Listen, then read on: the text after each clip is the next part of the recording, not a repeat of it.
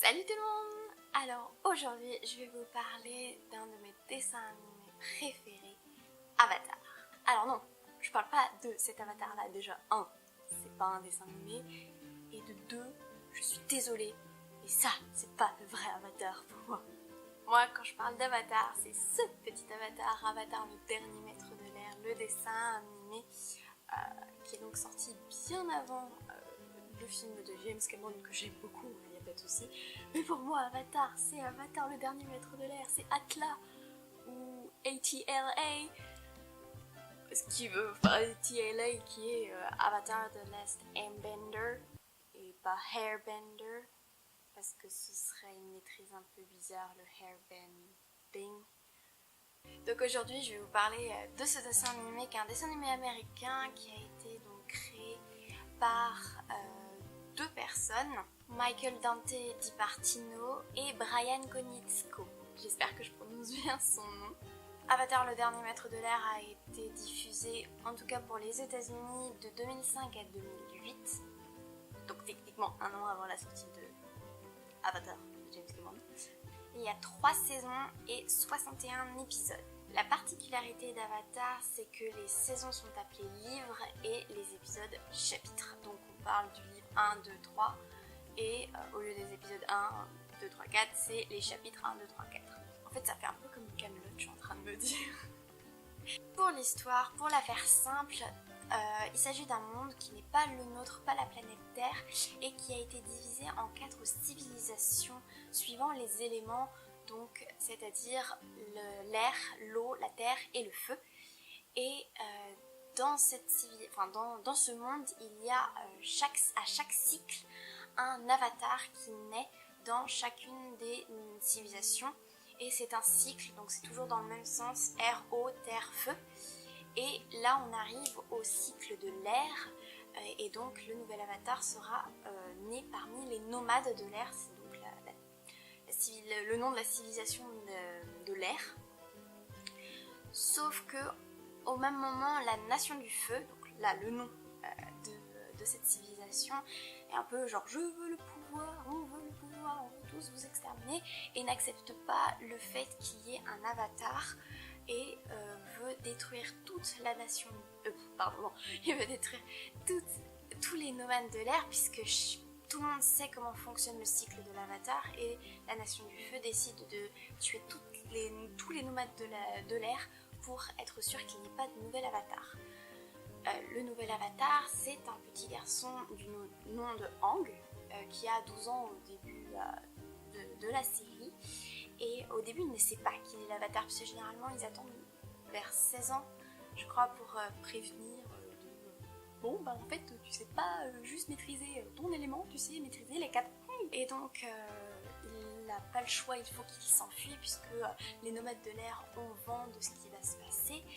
Et on décide de laisser Aang partir avec son bison géant. Les bisons géants. Et donc il s'enfuit, sauf que le jour où il s'enfuit, c'est juste la nuit, il y a une grosse tempête, il est complètement paumé dans la tempête. Il va se faire tuer, même pas par la nation du feu, mais par une simple tempête, sauf que ses pouvoirs de l'avatar s'activent, il crée une boule d'eau, puisqu'en fait il est en train de survoler l'océan, je vais préciser ça. Il crée une boule d'eau, il plonge parce qu'il n'arrive plus à rien contrôler, sauf qu'il arrive à geler la boule d'eau dans laquelle il était, et il se retrouve prisonnier de la glace. Et donc, pendant 100 ans, tout le monde pense que l'avatar est mort, et donc pendant 100 ans, la nation du feu a réussi son coup, ils ont exterminé tous les nomades, et ils ont pris le contrôle de cette planète. 100 ans plus tard, 2 jeunes frères et sœurs découvrent une énorme boule de glace près de leur village. On est là dans la tribu de l'eau du sud, donc le 3e nom c'est la tribu de l'eau de cette civilisation, et il s'agit de Katara et son frère Sokka qui découvrent donc cette boule d'eau gelée. Ils se demandent ce qui se passe, et Katara a la maîtrise de l'eau, donc elle décide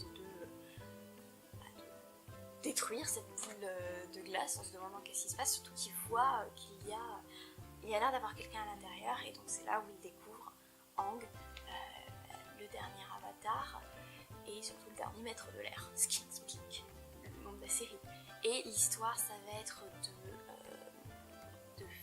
d'entraîner Aang à la maîtrise des 3 éléments, puisqu'il n'a pas eu le temps de maîtriser ces 3 autres éléments qui sont donc l'eau, la terre et le feu. Et ça va être en fait les 3 titres des 3 saisons.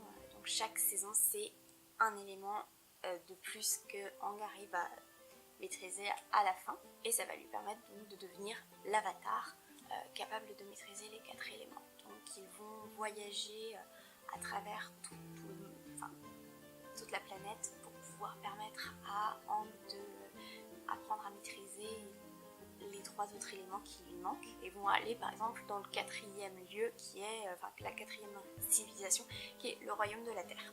Alors je dois l'avouer, le dessin animé je le connais grâce au film qui a été adapté donc de ce dessin animé, et donc c'est un film qui est sorti en 2010, et moi je l'ai vu comme ça, je connaissais un petit peu Avatar, le dessin animé, mais j'avais jamais regardé quand j'étais petite, et donc moi j'ai connu grâce au film.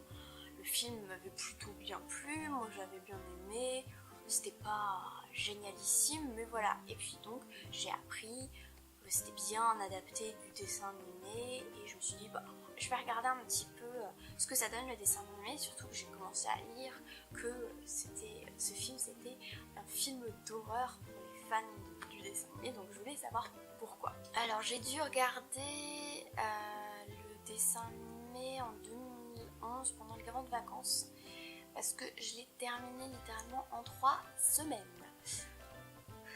Vive le binge watching. 2011, j'étais précoce. Et en 3 semaines en fait c'est super simple, puisque les épisodes Merci Moto. Les épisodes sont de 20 minutes, donc c'est quelque chose qu'on peut faire hyper rapidement, et puis l'histoire est tellement accrocheuse que j'ai pas pu m'arrêter. Donc en 3 semaines j'ai terminé les 3 saisons, et effectivement j'ai compris pourquoi les gens étaient tellement déçus, mais à un point du film, et quand tu revois le film après avoir vu les animés, tu fais non mais c'est pas possible. Alors je vais pas faire une comparaison du film et de la série, du dessin animé, je pense que vous avez des articles ou même des vidéos qui peuvent vous faire, mais voilà, en fait ils se sont complètement plantés d'univers, c'est-à-dire que le dessin animé c'est quand même quelque chose de très... Enfin le dessin animé est connu pour son humour, il y a des passages un peu plus tristes, mais Aang est quelqu'un de très joyeux, voilà, il est un peu triste quand il apprend que toute sa population, toute sa civilisation a été éradiquée, mais voilà, alors que le film c'était beaucoup plus dramatique, beaucoup plus dark, et l'acting n'était pas génial, donc je peux comprendre. Et puis il y a eu toute l'histoire du whitewashing, voilà, j'en passais des meilleurs. Donc voilà, donc moi j'ai connu un peu sur le tard le dessin animé, mais ça m'a pas empêché de le surkiffer et de devenir une super grosse fan de cette saga. Pourquoi j'aime d'ailleurs ce dessin animé? Déjà c'est l'histoire, faut savoir que je suis quelqu'un qui aime beaucoup tout ce qui est lié aux 4 éléments. Je suis quelqu'un qui aime beaucoup ça, même avant Avatar. Je sais que moi l'élément que j'adore c'est l'eau, c'est pour ça que j'ai porté un petit haut. Alors ce qui est très drôle c'est que c'est la Reine des Neiges, c'est pour ça, j'ai rien d'Avatar, le dernier maître de l'air, comme vêtement à porter, donc c'était le truc le plus proche que j'avais, mais effectivement j'ai pas de t-shirt ou de sweat Avatar, le dernier maître de l'air. Donc oui, l'élément de l'eau, je l'adore. Alors je sais que pourtant sur mon signe astrologie, puisque en fait les signes astrologiques sont liés à un élément, moi je suis plus l'élément du feu. Mais en même temps quand je vois mon caractère, ça m'étonne pas plus que ça. Je pense que mes amis et ma famille diront pas du tout, elle a pas du tout un caractère très... pas du tout. Et puis l'histoire, j'ai accroché, voilà, le synopsis, le premier épisode, j'ai vraiment kiffé. J'étais genre ouais, je veux savoir ce qu'il va réussir à maîtriser les 3 éléments. C'est vraiment chaque épisode, on apprend plein de choses, enfin c'est super. Puis ça reste quand même un dessin animé qui est dans mes genres préférés, c'est-à-dire action, aventure, fantastique. Généralement quand tu me parles d'un des 3, voire les 3 en même temps, tu me dis fantastique, action, oui, bonjour. Ce que j'ai accroché aussi, c'est beaucoup l'animation, puisque donc c'est un dessin animé et j'ai trouvé ça très impressionnant. Il y a beaucoup de scènes de combat, puisque donc la Nation du Feu, elle est toujours un peu genre voilà. Et il y a le combat final. Je vais pas trop en parler parce que c'est vraiment dans la dernière saison, dans le dernier livre, mais les fans sauront de quel gros combat je parlais entre Zuko et Azula. Et ce combat-là, il est quand même assez impressionnant. Tu te dis, ah oui, quand même, on est capable de faire ça en dessin animé. Ouais. Et puis même, vraiment, l'animation, je l'ai trouvé vraiment génial au niveau de la maîtrise et tout ça. Ce qui a été aussi reproché pour le film, par exemple, c'était la lenteur de certains passages où il faisait de la maîtrise, où t'avais l'impression qu'il mettait 3 heures à lancer une boule de feu, alors que les passages où il y a de la maîtrise en combat, c'est impressionnant. Et ce qui revient à me parler des personnages. Les personnages de ce dessin animé, j'ai vraiment adoré. Ils sont tous avec des qualités et des défauts. C'est ça que j'ai bien aimé, c'est qu'il n'y a pas les méchants. Enfin, c'est vrai, ça reste un dessin animé, il y a quand même les méchants et les gentils de l'autre, mais chacun a sa part un peu de défauts et aussi de qualités. Et on peut comprendre pourquoi ces personnages sont comme ça. Pourquoi ils réagissent comme ça, parce qu'il y a vraiment une histoire derrière, et ça j'ai trouvé ça super intéressant, et voilà, de montrer un peu le yin et le yang, c'est-à-dire qu'on a tous une part de lumière, je vais y arriver, on a tous une part de lumière et tous une part d'ombre en soi, et donc voilà, tout le monde n'est pas tout noir, tout le monde n'est pas tout blanc. Et puis on s'attache à des personnages, je pense par exemple à Oncle Hiro, qui est vraiment un de mes personnages préférés.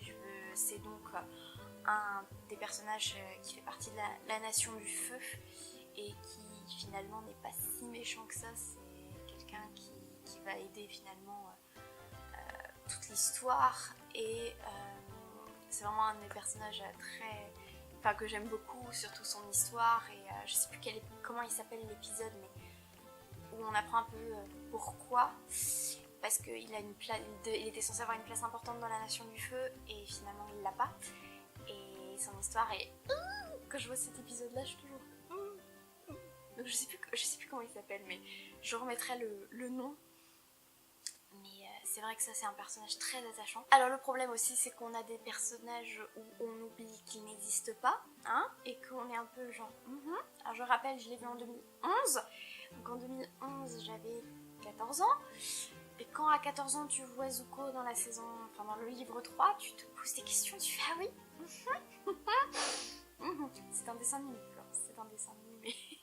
Et comme je disais, il y a aussi des personnages qui n'ont pas de maîtrise. Tout le monde n'est pas des maîtres des différents éléments.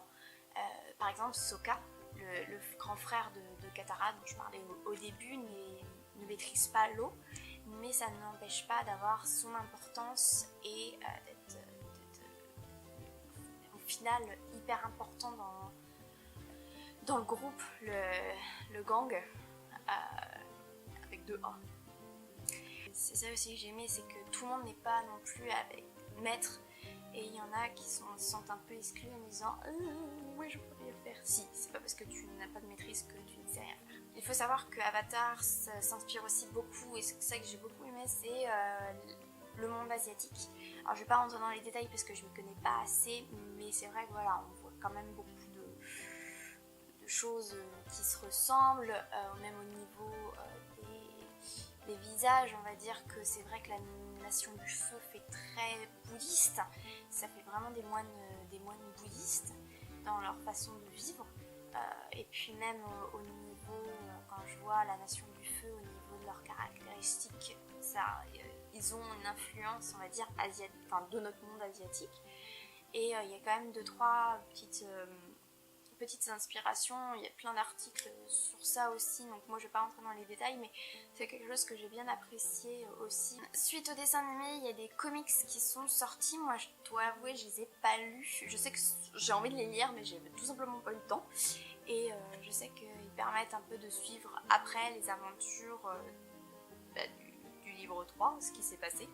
Donc si j'ai l'occasion, je vais peut-être les lire, mais pour l'instant j'ai pas pu, donc je peux pas vous en parler. Alors ce que j'ai aimé avec ce dessin animé, c'est que j'ai rendu addict beaucoup de gens, dont ma petite sœur, qui a après rendu addict d'autres personnes, nos petites cousines de cœur, à qui je fais de gros bisous, qui se reconnaîtront. Et c'est ça qui est très drôle, c'est que donc, du coup après on est devenu addict toutes les deux, et quand j'ai pu avoir les DVD, on s'était refait genre on était trop contentes, et donc ça reste un super dessin animé que l'on peut voir même au-delà, ça reste ce que je dis de toute façon, de dire que les dessins animés c'est que pour les enfants, c'est pas vrai, et Avatar est un des exemples qui confirme que c'est faux. Et ça s'arrête pas là, puisque en 2012, donc 4 ans, je vais y arriver, 4 ans après la fin de la diffusion américaine d'Avatar, le dernier maître de l'air, les mêmes créateurs ont créé La légende de Korra, qui est la suite de Avatar, le dernier maître de l'air. Mais ça, je vais pas en parler aujourd'hui, ça sera dans une prochaine vidéo. Donc voilà pour cette vidéo, j'espère qu'elle vous a plu, et puis si vous avez aimé, et si vous voulez ne pas louper mes dernières vidéos, mes prochaines vidéos, n'hésitez pas à vous abonner, et puis moi je vous dis à la prochaine, salut!